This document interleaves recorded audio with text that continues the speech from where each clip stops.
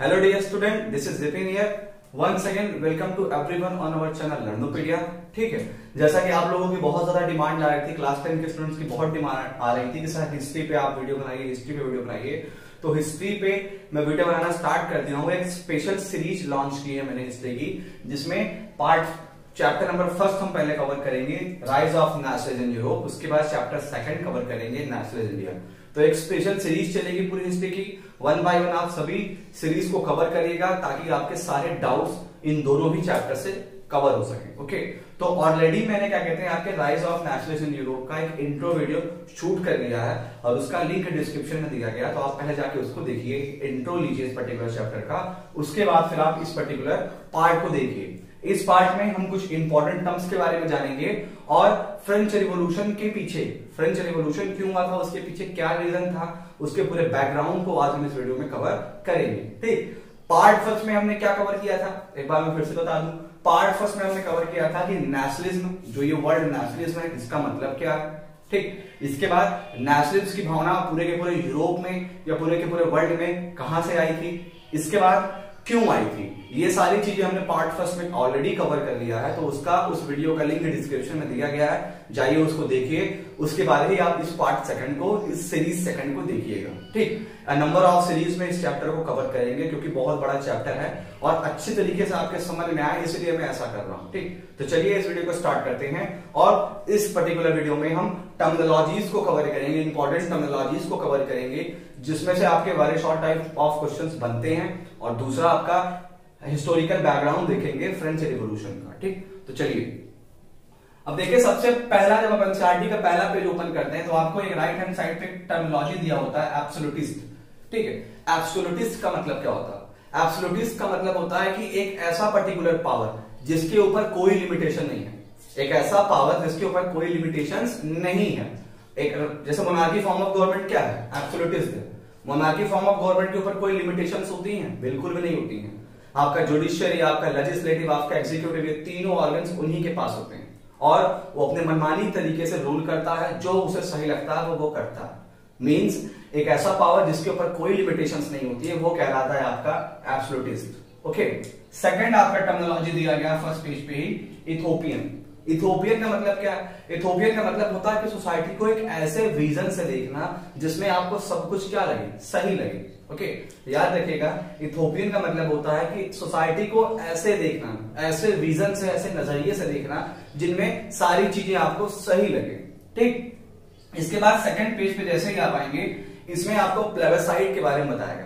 तो प्लेबेसाइट क्या है? प्लेबेसाइट का मतलब एक डायरेक्ट वोटिंग सिस्टम, जिसमें केवल और केवल आपको ये कहना है कि हाँ आप इस चीज को एक्सेप्ट करते हैं या रिजेक्ट करते हैं। मतलब कि इस पर्टिकुलर डायरेक्ट वोटिंग सिस्टम में एक प्रपोजल दिया जाता है, अगर आपको वो प्रपोजल एक्सेप्ट है तो आप यस कहिए, अगर वो प्रपोजल आपको नहीं एक्सेप्ट है तो आप उसको नो कहिए। तो ये एक प्रकार का डायरेक्ट वोटिंग सिस्टम होता है जिसमें प्रपोजल के अकॉर्डिंग हमें यस या नो कहना होता है। अगर वो चीजें हमें सही लगती हैं तो हम यस बोलते हैं, अगर नहीं लगती हैं तो नो बोलते हैं। ठीक, तो ये तीनों टर्मिनोलॉजीज जो इंपॉर्टेंट है, हमने इन तीनों को देखा, इनके डिफिनेशंस को, इनकी मीनिंग्स को कवर किया। ठीक, इसके बाद मैंने आपको ये भी बता दिया था कि नेशनलिज्म का मतलब क्या है। नेशनलिज्म का मतलब होता है patriotic feeling towards our nation, या in other word we can say that a type of feeling in which we do something for our nation, loves and pride. Means nationalism एक प्रकार की फीलिंग होती है जिसमें हम अपने देश के लिए कुछ करना चाहते हैं, या आप ऐसे भी कह सकते हो कि जब आपके अंदर कोई ऐसी भावना है जिसमें आप अपने देश के लिए कुछ करना चाहते हैं, तो ऐसी भावना को ही हम कहते हैं नेशनलिज्म। ठीक है, इसे पेट्रियोटिज्म भी कहा जाता है, या आप हिंदी में कह सकते हैं देशभक्ति, देशभक्ति की भावना। देशभक्ति की भावना क्या होती है? जब आपके अंदर कोई ऐसी भावना आती है जिसमें आप अपने देश के लिए कुछ करना चाहते हैं, तो वो फीलिंग आपकी क्या कहलाती है? नेशनलिज्म। ठीक, ये आई कहां से थी? फ्रेंच रिवॉल्यूशन से। ठीक, जिसके बारे में हम इस वीडियो में कवर करने जा रहे हैं। और क्यों आई थी ये भावना? इसलिए आई थी क्योंकि जिस पर्टिकुलर टाइम पीरियड की हम पढ़ाई कर रहे हैं, जिस पर्टिकुलर टाइम पीरियड की हम स्टडी कर रहे हैं, उस पर्टिकुलर टाइम पीरियड में मोस्टली कंट्रीज में मोनार्की फॉर्म ऑफ गवर्नमेंट होती थी। और मोनार्की फॉर्म ऑफ गवर्नमेंट कैसी थी? एब्सोल्यूटिस्ट, जिसके ऊपर कोई लिमिटेशंस नहीं थी, उसके पावर के ऊपर कोई भी लिमिटेशंस नहीं थी, वो अपने मनमानी तरीके से वर्क करती थी। ठीक, तो जितने भी पर्सन थे पूरे यूरोप में या ऑल ओवर द वर्ल्ड, वो मोनार्की फॉर्म ऑफ गवर्नमेंट से बहुत ज्यादा परेशान थे, क्योंकि वो मनमानी तरीके से कार्य करती थी और उसके इस तरीके से वर्क करने से सारे पीपल्स को बहुत ज्यादा प्रॉब्लम्स को फेस करना होता था। तो फ्रेंच रिवॉल्यूशन ने पूरे वर्ल्ड को इंस्पायर किया कि वो मोनार्की फॉर्म ऑफ गवर्नमेंट के अगेंस्ट फाइट करें और एक ऐसा पर्टिकुलर स्टेट स्टैब्लिश करें जहां पे सभी पर्सन के पास क्या हो, इक्वल राइट्स हो, किसी भी पर्सन के पास कोई भी प्रिविलेजेस ना हो। हमने देखा था फ्रेंच रिवॉल्यूशन में, अभी हम फिर देखेंगे। आपने चैप्टर फर्स्ट क्लास 9 में पढ़ा रहा होगा फ्रेंच रिवॉल्यूशन के बाद clergy, nobility and common peoples. वो चीजें अभी आज हम फिर कवर करेंगे, हिस्टोरिकल बैकग्राउंड देखेंगे। तो नेशनलिस्ट की भावना आई कहां से थी? फ्रेंच रिवॉल्यूशन से। क्यों आई थी? क्योंकि सारे पर्सन चाहते थे कि मोनार्की फॉर्म ऑफ गवर्नमेंट को पूरी तरीके से खत्म कर दिया जाए और एक ऐसा पर्टिकुलर स्टेट स्टैब्लिश किया जाए जहां पे सभी पर्सन के पास इक्वल राइट्स हो, या आप कह सकते हैं कि एक ऐसा पर्टिकुलर स्टेट स्टैब्लिश किया जाए जिसे क्या कहा जाता है? Nation state. तो ओके, मीन्स यहां पे ये बताने का था कि नेशनलिस्ट की भावना लोगों के अंदर इसीलिए आई थी कि they all wants to demolish the multi dynastic system और monarchy form of government. They wants to establish a type of state where every person have equal rights, या we can say that they wants to establish a state which called nation state. तो I hope ये आपको फिर से एक बार समझ में आ गया हो। अब हम चलते हैं, पहले नेशन स्टेट क्या होता है ये जानते हैं, इसके बाद हम देखेंगे आपके फ्रेंच रिवॉल्यूशन का हिस्टोरिकल बैकग्राउंड। ठीक,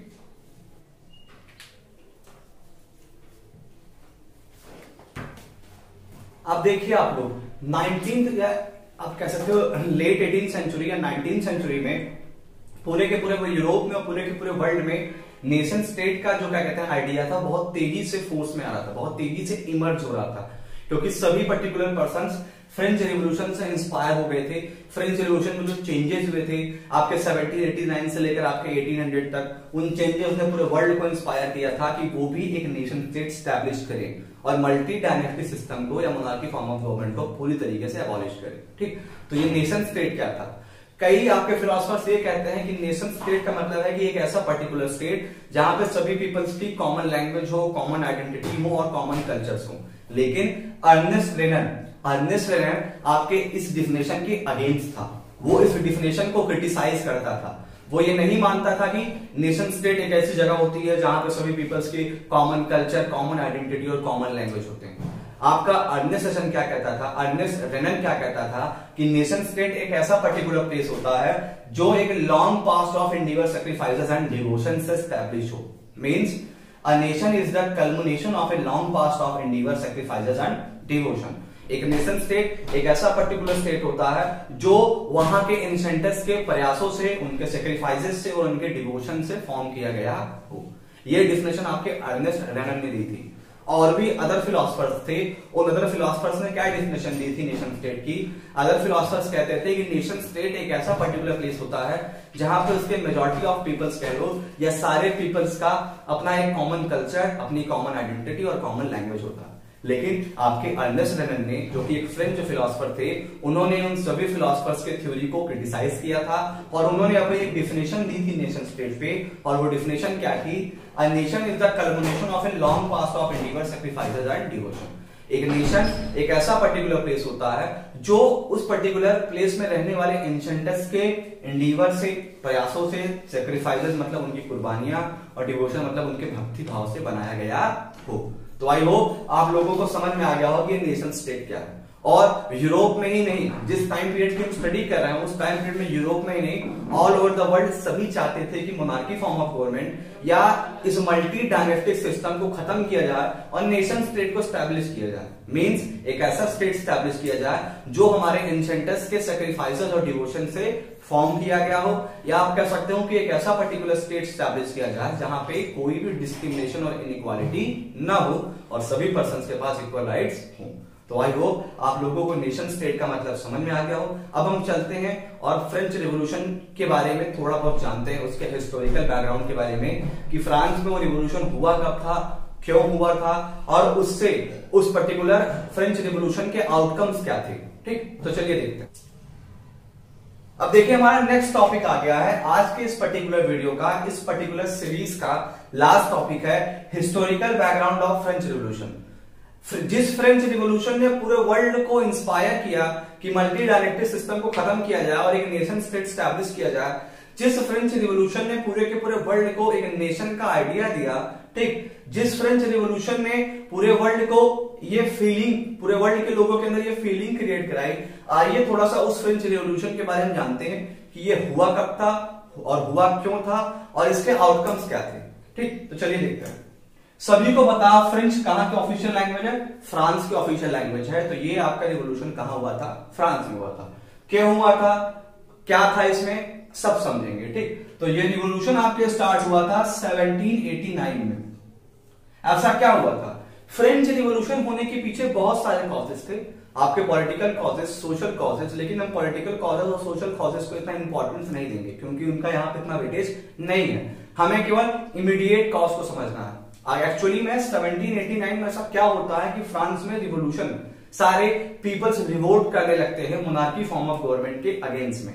ठीक, तो बता दें 1774 में फ्रांस में एक नया राजा आया और उस राजा का नाम था लुइस 16। वो बार्बन डायनेस्टी से बिलोंग करता था। लेकिन आपको बता दें कि 1774 से लेकर 1789 तक उसने जो रेवेन्यू का पैसा कलेक्ट होता था, उस रेवेन्यू के पैसे को वो अपने पर्सनल एक्सपेंसेस पे यूज करता था, जिससे क्या हुआ कि 1789 में आपके ट्रेजरी अमाउंट पूरी तरीके से एम्प्टी हो गया और आपके उस राजा ने, उस लुइस 16 ने एक नया फॉर्म ऑफ टैक्स इंट्रोड्यूस करने की बात कही। और जिस समय की हम ये बात पढ़ रहे हैं उस समय फ्रांस की जो पॉपुलेशन स्ट्रक्चर था वो कुछ इस तरीके से था कि फ्रांस में 3 स्टेट्स में पॉपुलेशन को डिवाइड कर दिया गया था। जो सबसे अपर स्टेट्स थे वो आपके क्लर्जी थे, ठीक है, फादर वगैरह जो चर्च में होते हैं उनको क्लर्जी कहते हैं। सेकंड स्टेट्स में आपके नोबेल्टी आते हैं जिसमें राजा महाराजा या राजा महाराजा के सारे रिलेटिव्स थे। और तीसरे स्टेज में आपके आते थे, तीसरे आपके स्टेट में आते थे कॉमन पीपल्स। तो पूरे फ्रांस की जो पॉपुलेशन थी उसका 90% कॉमन पीपल थे और टैक्सेस केवल और केवल कॉमन पीपल्स ही पे करते थे, क्लर्जी और नोबेल्टी से नहीं पे करते थे क्योंकि उनके पास बहुत सारे बर्थ से प्रिविलेजेस हुआ करते थे। तो इस प्रकार की इनइक्वालिटी और डिस्क्रिमिनेशन फ्रांस की सोसाइटी में थी कि टैक्सेस केवल और केवल कौन पे करेगा? Common peoples. और मोस्टली आपके प्रॉपर्टीज को एक्वायर कर रखा था उन 2 फर्स्ट स्टेट्स ने, क्लर्जी और नोबेल्टी ने। तो 1789 में जब ट्रेजरी अमाउंट पूरी तरीके से एम्प्टी हो जाता है तो लुइस 16 एक न्यू फॉर्म ऑफ टैक्स को इंट्रोड्यूस करने की बात करते हैं। और टैक्सेस पे किसे करना होगा? कॉमन पीपल्स को। कॉमन पीपल्स वैसे ही सब्सिस्टेंस क्राइसिस को फेस कर रहे थे, अपने सर्वाइवल के लिए लगातार वो स्ट्रगल कर रहे थे और ऐसे कंडीशन में एक नए टैक्स को जब इंट्रोड्यूस करने की बात कही गई राजा द्वारा तो ये चीजें उनको बहुत खराब लगी। और इसके बाद उन्होंने क्या किया? उन्होंने रिवोल्ट स्टार्ट कर दिया और वो रिवोल्ट इतना ज्यादा बड़ा रिवोल्ट हो गया कि पूछिए नहीं। इसीलिए फ्रेंच रिवॉल्यूशन को हिस्टोरिकल लैंडमार्क रिवॉल्यूशन भी कहा जाता है क्योंकि इस टाइम के पहले पूरे वर्ल्ड में इतना बड़ा रिवॉल्यूशन नहीं हुआ था और इस पर्टिकुलर रिवॉल्यूशन ने पूरे के पूरे वर्ल्ड को इंस्पायर किया था कि मल्टी डायनेस्टी सिस्टम को डिमोलिश किया जाए और नेशन स्टेट को स्टैब्लिश किया जाए। ठीक, तो आई होप आपको इसके बारे में थोड़ा बहुत समझ में आ गया हो। 1789 में यहां पे थी आपकी monarchy form of government. Okay, इसके बाद आपके 1791 में आ गई कॉन्स्टिट्यूशनल मोनार्की। ठीक, इस चेंजेस को देखिएगा, बहुत इंपॉर्टेंट है ये। कॉन्स्टिट्यूशनल मोनार्की कैसी गवर्नमेंट थी? कॉन्स्टिट्यूशनल मोनार्की एक ऐसी गवर्नमेंट थी जिसमें राजा की पावर को लिमिटेड कर दिया गया। अब राजा अपने मनमानी तरीके से कुछ नहीं कर सकता, राजा को कॉन्स्टिट्यूशन के अकॉर्डिंग चलना होगा। ओके, कॉन्स्टिट्यूशन मोनार्की में एक नेशनल असेंबली बना दी गई। उस नेशनल असेंबली में आपके एक्टिव मेंबर्स थे। एक्टिव मेंबर्स कौन थे?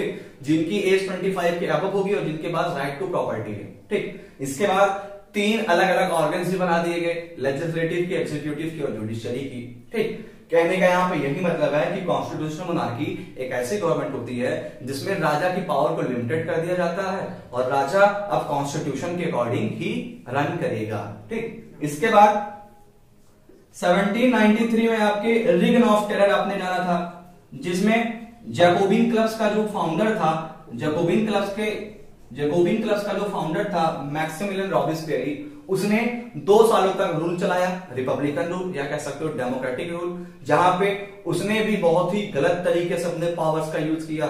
जो भी उसके अगेंस्ट जाता था, जो भी उसके अगेंस्ट बोलता था, वो उसको मरवा दिया करता था। ठीक, तो 1793 से लेकर 1794 ये 2 साल आपके रिगन ऑफ टेरर था जिसपे जैकोबिन की जो फाउंडर थे मैक्सिमिलियन, उसने रूल किया। इसके बाद आपके 1795 में आपके डायरेक्टरी रूल आ गई। डायरेक्टरी रूल कैसा रूल था? डायरेक्टरी रूल एक ऐसा रूल था जिसमें पावर्स को 5 पीपल्स में डिवाइड कर दिया गया, और इन 5 पीपल्स में कोई भी यूनिटी नहीं थे। ये 5 पीपल्स बहुत ज्यादा करप्ट थे, क्योंकि ये 5 अलग अलग तरीके से मनी मेकिंग प्रोसेस में लगे हुए थे। इसके बाद 1799 में last month, in month of December 1799 में आपके फ्रांस में क्या स्टैब्लिश हो गई? डिक्टेटरशिप। और डिक्टेटरशिप स्टैब्लिश किसने किया? डिक्टेटरशिप स्टैब्लिश किया था नेपोलियन बोनापार्ट ने। नेपोलियन बोनापार्ट इन सारे चेंजेस को ऑब्जर्व कर रहा था, क्योंकि वो भी फ्रांस से ही बिलोंग करता था, फ्रांस के एक नोबेल फैमिली से बिलोंग करता था, और उसका उसकी चाइल्डहुड ड्रीम यही था कि वो आगे चल के फ्रांस को वर्ल्ड की एक बड़ी पावर बनाए। और उसने अपनी पूरी की पूरी पढ़ाई एक मिलिट्री स्कूल में की थी, और बड़ा होने के बाद उसने मिलिट्री ज्वाइन भी कर लिया था। धीरे धीरे आफ्टर प्रमोशन एक बड़े पोजीशन पे पहुंचा, और वो एक बस अपॉर्चुनिटी की तलाश में था। और 1799 में उसको ये अपॉर्चुनिटी मिली जब डायरेक्टरी रूल अपने एकदम फॉल डाउन पे थी, क्योंकि डायरेक्टरी रूल में यूनिटी नहीं थी, सारे पर्सन्स करप्ट थे और मनी मेकिंग में लगे हुए थे। तो इसी एडवांटेज का फायदा उठाकर नेपोलियन बोनापार्ट ने 1799 में डिक्टेटरशिप स्टैब्लिश कर दी फ्रांस में। और उसके बाद 1799 से लेकर 1804 तक वो लगातार वार्स लड़ता रहा, और फ्रांस के नेबरिंग प्लेसेस को उसने एक्वायर कर लिया। और उसके बाद मैंने बताया ना कि उसका बचपन में ही एक ड्रीम था कि वो फ्रांस को वर्ल्ड की सबसे बड़ी पावर बनाए। तो 1804 में उसने एक रिफॉर्म इंट्रोड्यूस किया, जिसको नेपोलियनिक कोड या सिविल कोड ऑफ 1804 कहते हैं। इसको इंट्रोड्यूस करने के पीछे उसका जो मेन इंटेंशन था वो यही था कि large number of revenue generate हो सके। अगर लार्ज नंबर ऑफ रेवेन्यू मिलेगा तो मैं अपनी आर्मी को और भी ज्यादा बड़ा और स्ट्रॉन्ग बनाऊंगा, और अगर मेरे पास बड़ी आर्मी होगी, स्ट्रॉन्ग आर्मी होगी, तो जो मेरा चाइल्डहुड ड्रीम है कि मैं फ्रांस को वर्ल्ड की सबसे बड़ी पावर बनाऊं, मैं उस अपने ड्रीम को फुलफिल कर लूंगा। ठीक, तो उन चीजों को हम अपकमिंग पार्ट्स में हम कवर करेंगे। ठीक, तो यहाँ पे आपने देखा ना कि फ्रेंच रिवॉल्यूशन में कितने ज्यादा चेंजेस हुए। 1789 से लेकर 1799 तक कितने चेंजेस हुए। इन्हीं चेंजेस ने पूरे वर्ल्ड को इंस्पायर किया कि जब फ्रांस में ऐसा हो सकता है, जब फ्रेंच के पीपुल ऐसा कर सकते हैं, तो हम सब क्यों नहीं कर सकते। इन्हीं चेंजेस ने पूरे यूरोपियंस को, पूरे वर्ल्ड को इंस्पायर किया कि demolish the multi dynasty system and establish a nation state. ठीक, तो आई होप आप लोगों को ये वीडियो पसंद आया हो। ठीक है, इसके आगे की जो भी कहानी है वो हम अपकमिंग वीडियोस में कवर करेंगे। ठीक, अपकमिंग वीडियोस में हम कवर करेंगे कि फ्रेंच रिवॉल्यूशन के होने से, फ्रेंच रिवॉल्यूशन के होने के बाद फ्रेंच रिवॉल्यूशन का आउटकम क्या था। ठीक, फ्रेंच रिवॉल्यूशन तो हुआ, लेकिन फ्रेंच रिवॉल्यूशन ने वो कौन सी कलेक्टिव आइडेंटिटी सेंस आपके फ्रेंच पीपुल्स के अंदर डेवलप कर दी थी, वो टॉपिक, और आपका सिविल कोड ऑफ 1804 जो नेपोलियन बोनापार्ट ने आपके इंट्रोड्यूस किया था फ्रांस में, और उन सभी प्लेसेस पे जिसको उसने एक्वायर किया था, और थोड़ा बहुत नेपोलियन बोनापार्ट के बारे में भी। तो ये चीजें हम अपने पार्ट 3 में या सीरीज 3 में कवर करेंगे। सीरीज 2 में बस इतना ही सफिशिएंट है। अगर ये वीडियो आपको वाकई में पसंद आया तो प्लीज लाइक करिएगा, ताकि मैं अप्रिशिएट हो सकूं, और ऐसे ही आपके लिए हिस्ट्री के सीरीज और नंबर ऑफ सीरीज लाता रहूं अपने चैनल लर्नोपीडिया पे। तो बने रहिएगा चैनल के साथ, तब तक घर पे रहिए, बी सेफ, बी केयर।